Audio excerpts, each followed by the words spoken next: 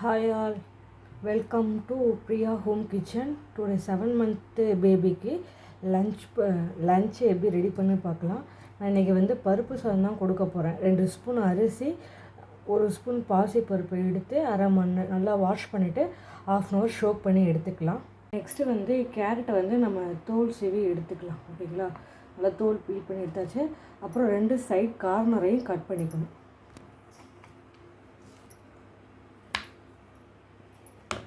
ரெண்டு side கார்னரையும் cut பண்ணி எடுத்துக்கணும்.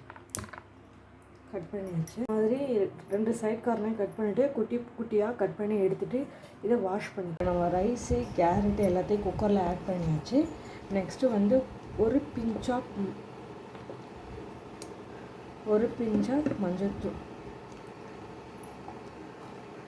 ஒரு பிஞ்ச் ஆஃப் பெப்பர், ஒரு பிஞ்ச் ஆஃப்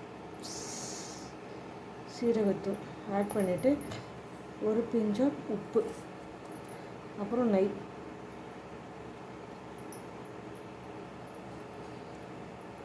ஆட் பண்ணிங்கன்னா ஆல்ரெடி நான் வாட்டரை ஆட் பண்ணிட்டேன்.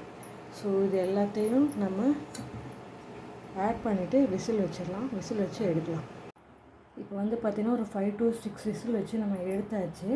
கொஞ்சம் இப்போது 7 monthனால நம்ம கொஞ்சம் இந்த ரவை அந்த மாதிரி குறைன்னு கொடுத்தாலே போதும். இப்போ மேஷர் வச்சு நல்லா மேஷ் பண்ணிவிட்டு அதுக்கப்புறம் பவுலுக்கு ஷிஃப்ட் பண்ணி நம்ம கொடுக்கலாம் தம்பிக்கு. ஓகேவா, ஃபைனலாக நம்ம அது பருப்பு சோறை மேஷ் பண்ணி பவுலுக்கு ஷிஃப்ட் பண்ணியாச்சு. ஷிஃப்ட் பண்ணி நான் லைட்டாக நெய் ஆட் பண்ணியிருக்கேன். நீங்களும் வேணாலும் நெய் ஆட் பண்ணிக்கணும். கொஞ்சம் டேஸ்ட்டாக இருக்கும், குழந்தைங்க நல்லா விரும்பி சாப்பிடுவாங்க. அப்புறம் ஒரு டம்ளரில் சுடுதண்ணி.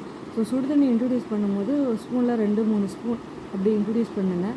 ஓகேங்களா, ஃபஸ்ட்டு நம்ம பருப்பு சாதம் தான் இப்போது லஞ்சுக்கு நம்ம ஆட் பண்ணுறோம். நேற்று ராகி கஞ்சி போட்டிருந்தேன், இன்றைக்கி பருப்பு ரைஸ் போடுறேன். இதே மாதிரி நீங்களும் உங்கள் குழந்தைங்களுக்கு 7 month பேபிலேருந்து ஸ்டார்ட் பண்ணுங்கள்.